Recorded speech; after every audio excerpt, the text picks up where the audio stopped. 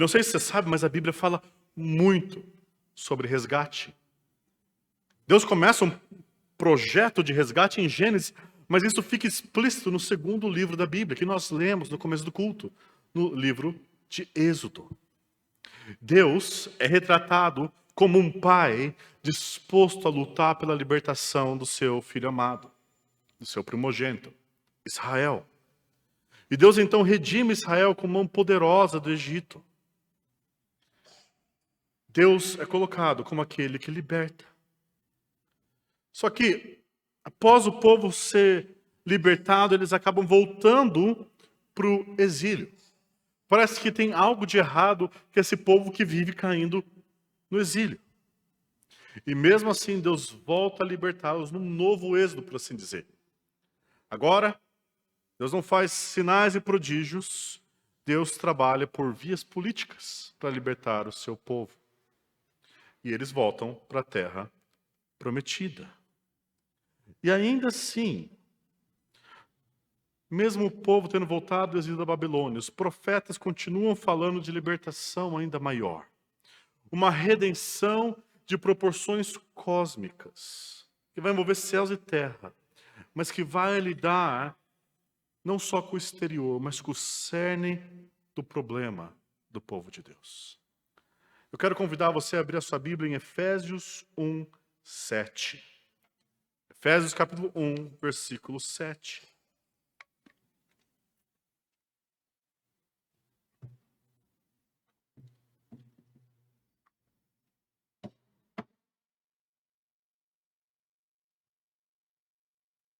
Nós iremos continuar a série Toda Sorte de Bênção. E na mensagem anterior, nós vimos que Deus escolheu ser conhecido e louvado por sua graça. Que o Deus que não tem prazer na punição do ímpio, na morte do ímpio, escolheu realizar o prazer de sua vontade, que é transformar pecadores em filhos. Agora, uma coisa que eu disse é que a graça de Deus não retira a justiça de Deus. A graça de Deus só faz sentido no contexto da justiça de Deus. Então a pergunta é: como Deus pode ser gracioso e o seu caráter justo, na sua natureza santa, andar junto com isso? Será que Deus pode simplesmente ignorar o nosso mal? Nesse texto nós vemos que Deus resgata e redime, mantendo a sua graça e a sua justiça. Leamos Efésios 1:7, e esse é todo o texto que nós iremos focar. No qual temos a redenção pelo seu sangue, a remissão dos pecados, segundo a riqueza da sua graça. Texto curto, simples, mas profundíssimo. Nós temos duas grandes ideias aqui. Que Deus realiza dois verbos, duas ações de Deus. Temos redenção e temos remissão. Redenção é libertação do cativeiro. Remissão é libertação da culpa. Nós temos aqui dois pontos: libertação do cativeiro e libertação da culpa. Vejamos então esses dois pontos. Primeiro, a redenção, a libertação do cativeiro. O texto diz: no qual temos a redenção pelo seu sangue. Redenção, o termo traz a ideia de libertação, de salvação, de resgate. De resgatar alguém que está no cativeiro, preso, escravizado. E como eu mencionei, a marca da história bíblica é a redenção. Israel estava escravizado sob o domínio tirânico do faraó do Egito. E o livro de Êxodo diz que os filhos de Israel gemiam sobre a servidão e por causa dela clamaram. E o seu clamor subiu a Deus. Deus ouve o seu povo. Deus se compadece do seu povo. E não que Deus já não soubesse, porque décadas antes, Deus estava preservando e guiando o libertador de Israel. Deus então chama Moisés e lhe dá a seguinte instrução: dirás a Faraó, assim diz o Senhor, Israel é meu filho, meu primogênito. Digo-te, pois, deixo ir meu filho para que me sirva. Mas, se recusares deixá-lo ir, eis que eu matarei teu filho, teu primogênito. Deus avisa. Deus fala para Faraó, abaixa a bola, ou vai ser feio. Mas o coração do Faraó, orgulhoso, quando alguém fala abaixa a bola, ele levanta a bola.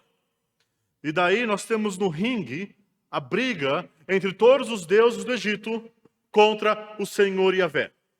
Bom, você sabe quem vence de lavada.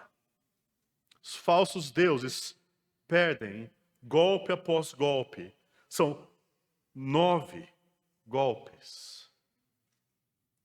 E na 10ª praga vem o nocaute, onde Deus cumpre o que ele prometeu.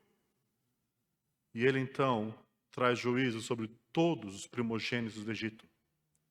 No templo, ao estábulo. Deus avisou. Deus então, como um pai, tomado de santa ira contra abusadores que estavam tomando seu filho cativo, liberta seu filho primogênito. Mas Deus avisa para Israel, em Deuteronômio 7, 6 a 8, que aliás é o texto que está por trás de Efésios 1, 3 a 14. Porque tu és povo santo ao Senhor teu Deus. O Senhor teu Deus te escolheu para que ele fosse o próprio povo. De todos os povos que há sobre a terra, não vos teve o Senhor afeição, nem vos escolheu porque fosseis mais numerosos que qualquer povo, pois erais o menor de todos os povos, mas porque o Senhor vos amava, e para guardar o juramento que fizera a vossos pais. Pois o Senhor os tirou com mão poderosa e vos resgatou da casa da servidão, do poder de Faraó, rei do Egito. E essa ação com mão poderosa de Deus se torna um paradigma, então, para o povo de Israel. E toda vez que os inimigos vêm oprimi-los, eles pedem por uma ação de Deus vir como se num novo êxodo. Eles pedem isso em Juízes, eles pedem isso debaixo do exílio na Babilônia, eles pedem isso debaixo do Império Romano. E Deus, vez após vez, liberta o seu povo, mas o povo parece que vai de volta toda vez para o exílio, porque há um problema fundamental que parece que eles não tinham entendido. Aliás, há 2 problemas. E aqui está o primeiro que Paulo expressa em Efésios 6,12. Porque a nossa luta não é contra carne e sangue, e sim contra os principados e potestades, contra os dominadores deste mundo tenebroso, contra as forças espirituais do mal nas regiões celestes. Atrás, bem atrás, de todo império tirânico, de toda superpotência maligna, não estão bilionários iluminatis. Por trás de tudo isso, há não só forças políticas ou econômicas ou financeiras, forças espirituais do mal, manipulando com cordas invisíveis nações e povos e pessoas.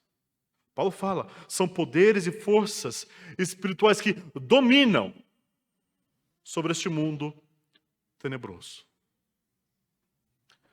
Há uma realidade que nós precisamos atentar. Da realidade do diabo, Satanás e seus demônios, exercendo influência e dominando sobre nações e pessoas. Agora, isso normalmente é zombado na fé cristã. Pelo menos para a classe média. Se você for lá na classe pobre, se você for lá na África, ninguém tem dúvida do mal e do diabo. É bem patente que as forças malignas existem.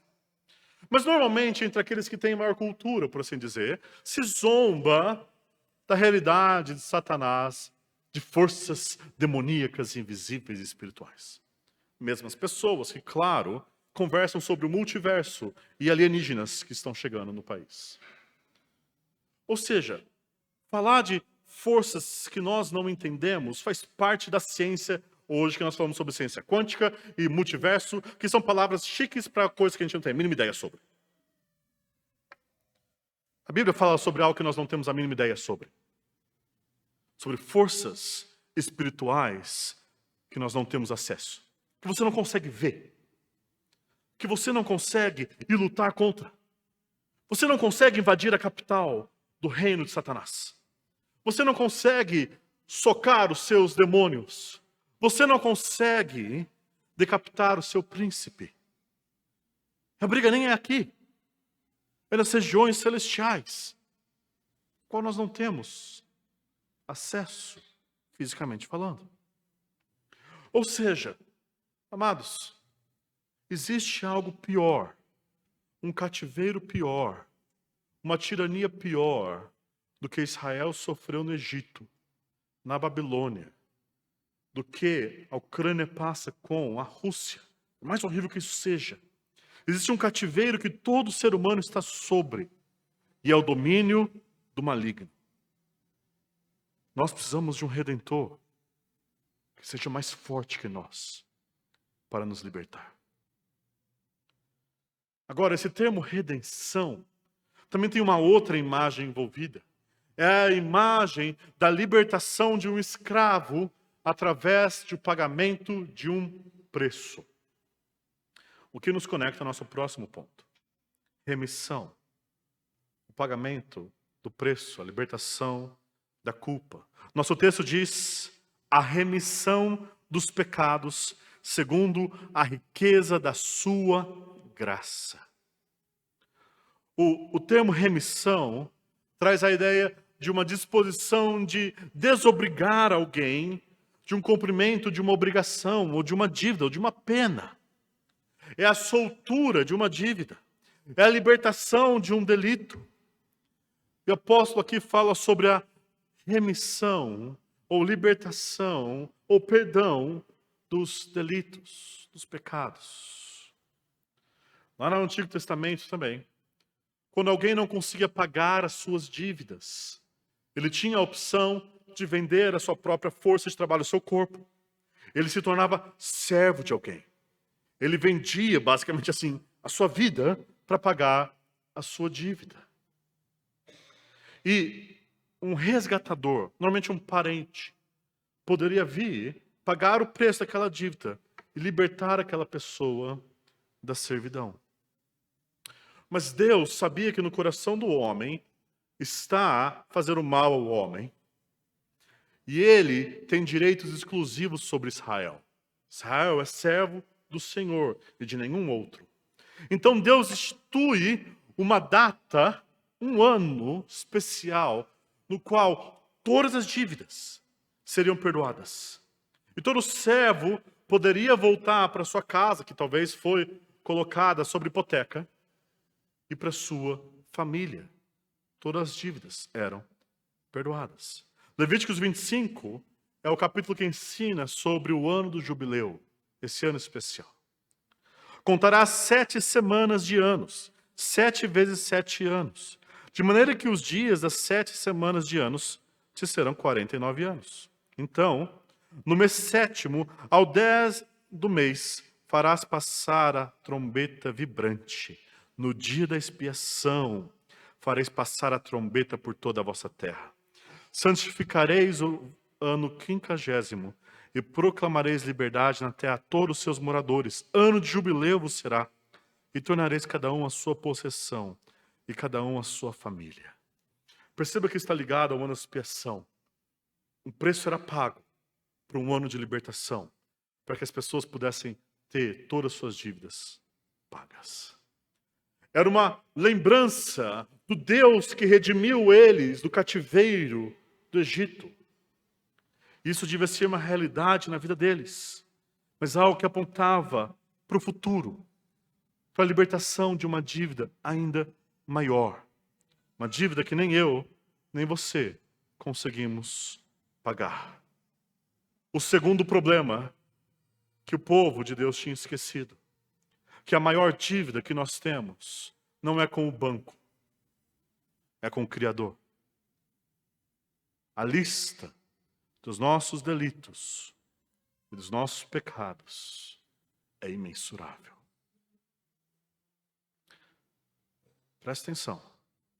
Cada mentira que você contou, cada maldade que você pensou, cada imoralidade que você imaginou, cada desonra contra Deus e contra autoridades, contra pai e mãe, cada assassinato e pensamento de mal contra o próximo, cada apropriação ou desejo daquilo que não é seu, seja adultérios, furtos ou cobiças, cada mentira ou palavra injusta contra o próximo, cada momento que você não amou o seu próximo como a si mesmo, cada instante que você não amou o Deus Supremo, Criador benevolente, com todo o seu coração, toda a sua alma, toda a sua força e todo o seu entendimento, está escrito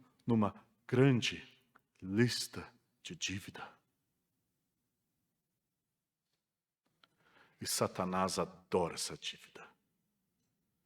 O acusador olha para essa lista imensa, vira para Deus e diz: Deus, você não é justo? Aqui está um criminoso. Executa a justiça. Deus, você não é santo? Puna.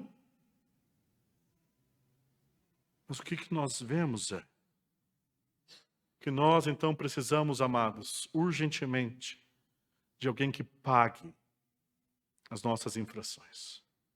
Alguém que cancele a nossa dívida. Porque se nós formos realmente sinceros, nós vamos perceber que nós não temos esses recursos. Se cada pecado seu custasse 1 centavo, e eu estou diminuindo muito, a promoção de 10 milhões de por cento. Se cada pecado seu custasse 1 centavo, nem os 2 milhões que aqueles sequestradores exigiam seria suficiente. Nem 2 milhões, nem 20 milhões, nem toda a riqueza e ouro e prata sobre a terra seria suficiente para pagar a sua dívida. Você percebe então o tamanho do nosso problema? Cativos do diabo, culpados do pecado. Nosso problema não é só lá fora, com o inimigo. E nosso problema não é só aqui dentro, com o pecado. Nós precisamos de libertação do cativeiro e da culpa. E para piorar ainda a situação, nós não somos como aquela criança angustiada no cativeiro de Satanás. Em nossa carne, nós somos cativos que amam as trevas. É uma síndrome de Estocolmo espiritual, onde o sequestrado desenvolve amor pelo sequestrador. Nós somos criminosos culpados e vítimas debaixo da tirania de Satanás. Nós somos os orcs, os urukais, que amam Saruman. Nós somos filhos da desobediência, filhos da ira. E no filme, O Preço de um Resgate, o líder dos sequestradores é um policial.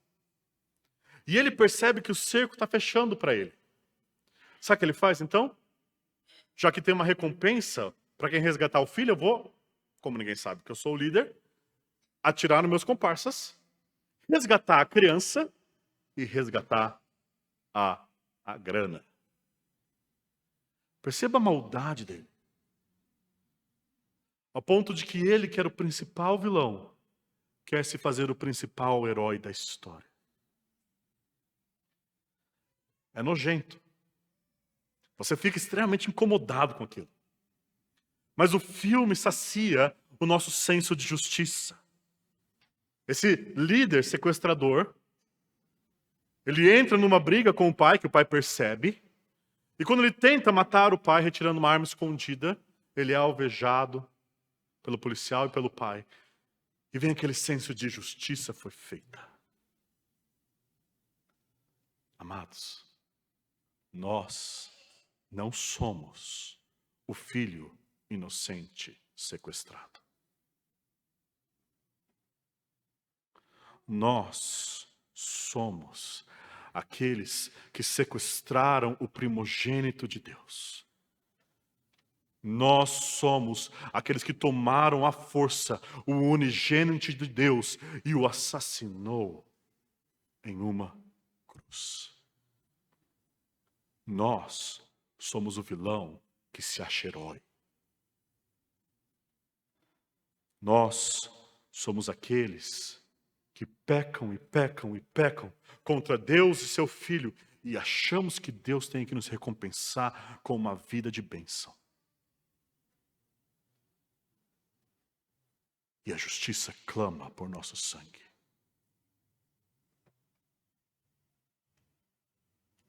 A justiça clama pela nossa morte. E para pensar, você pagaria 1 centavo para o sequestrador que matou teu filho?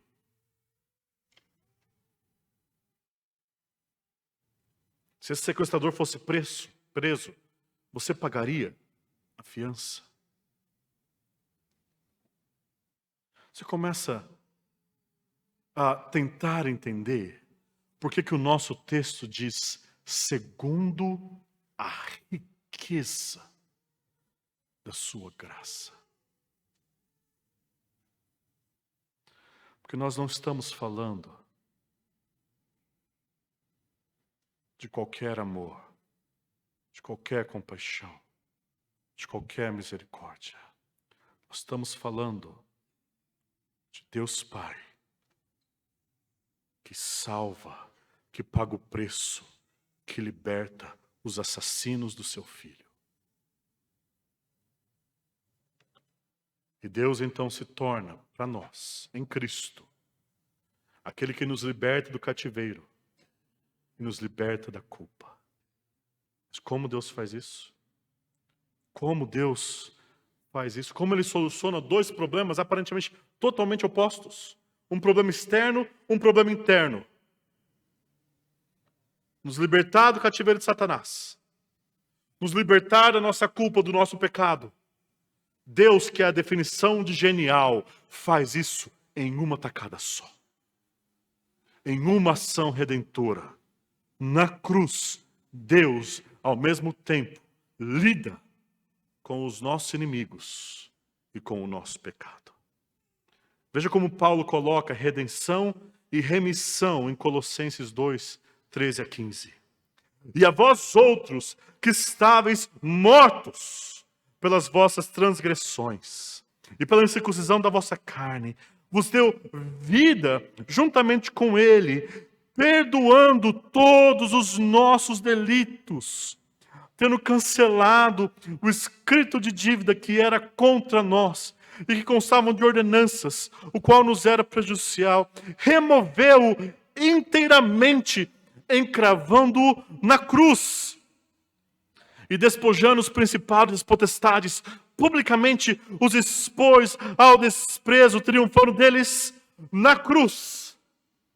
Pelo sangue precioso do primogênito de Deus, querido e querida irmã e visitante. Há salvação para pecadores culpados e para servos do diabo. Deus, na cruz, vence o mal e o pecado. Jesus é aquele que não se envergonha em chamar os seus sequestradores de irmãos e de dar da sua herança e da sua riqueza para pagar a nossa fiança, a nossa dívida. Jesus é o Rei ungido, sobre o qual pousa o Espírito do Senhor, que vem proclamar o ano aceitável, o ano de jubileu, e libertar os cativos do mal e da morte.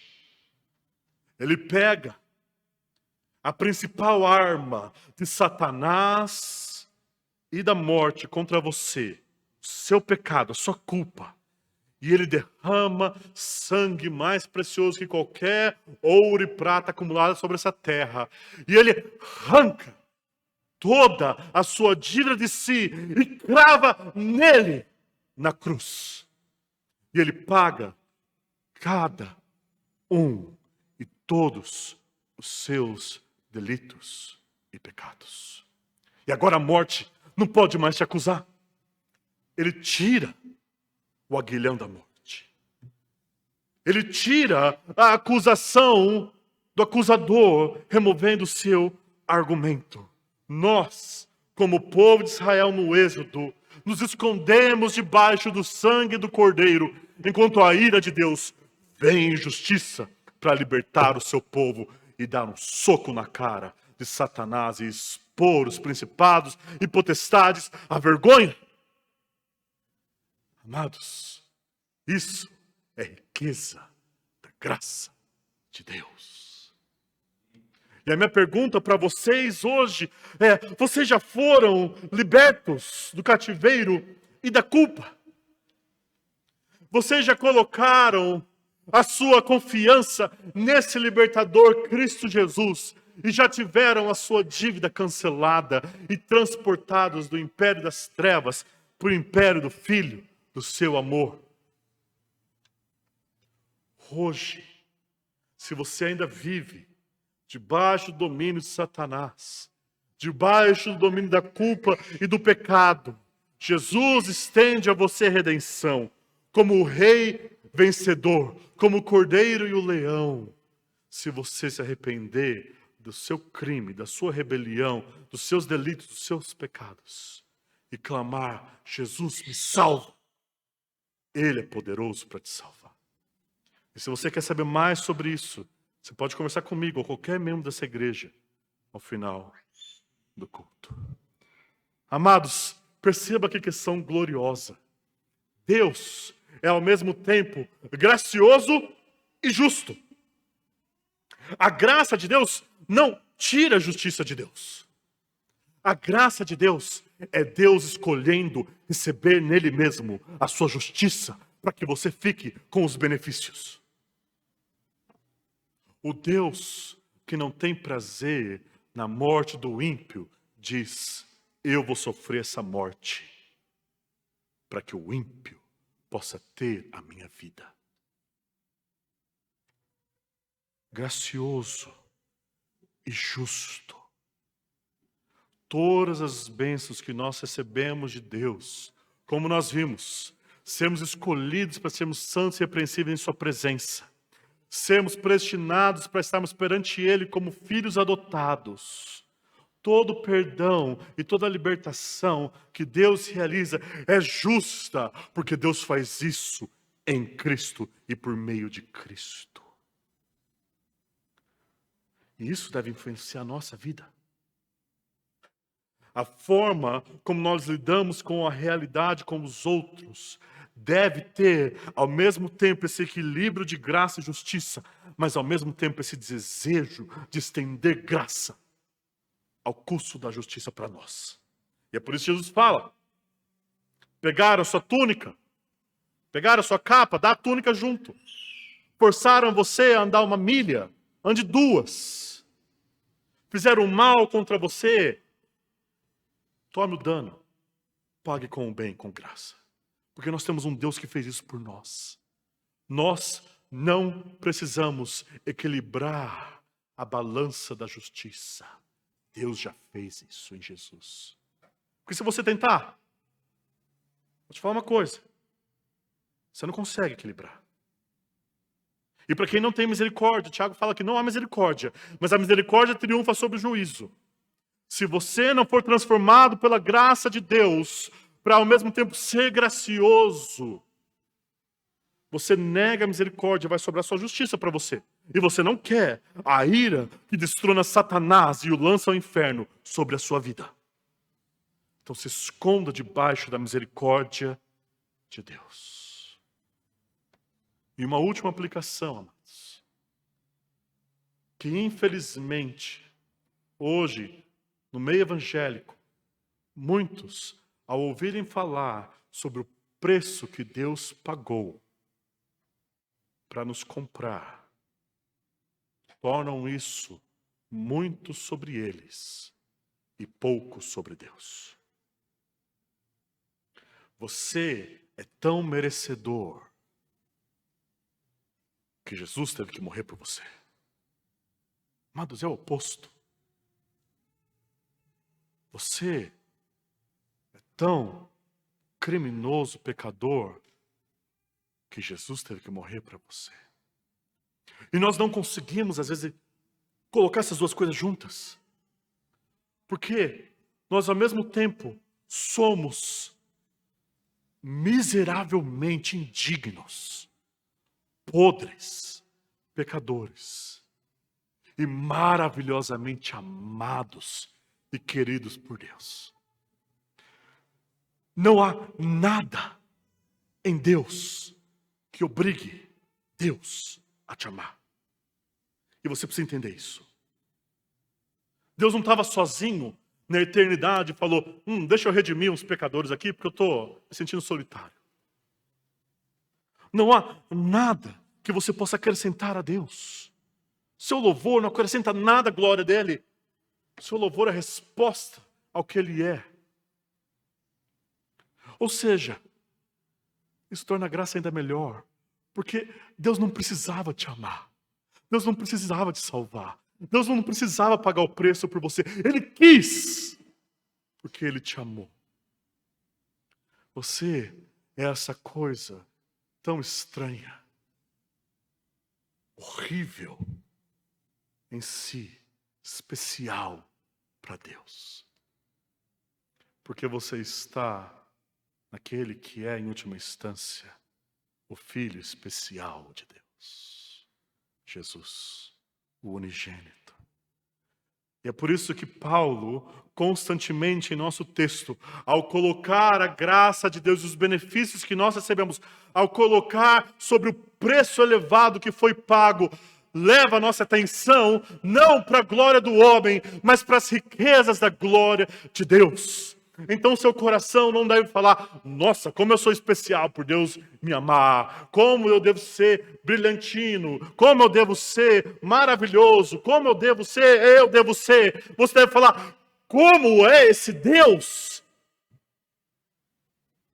que me sequestrou com laços de amor,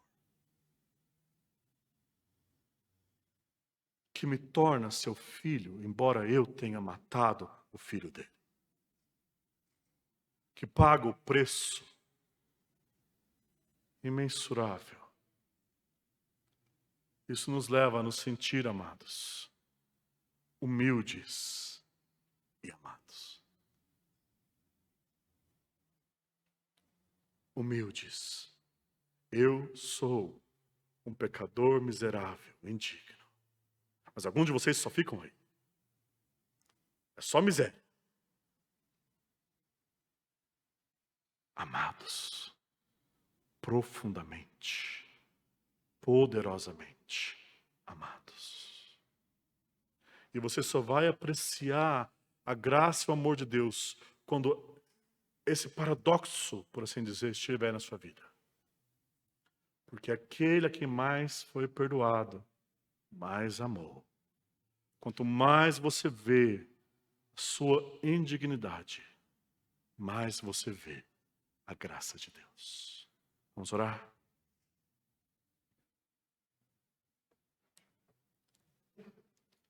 Senhor, nós não merecemos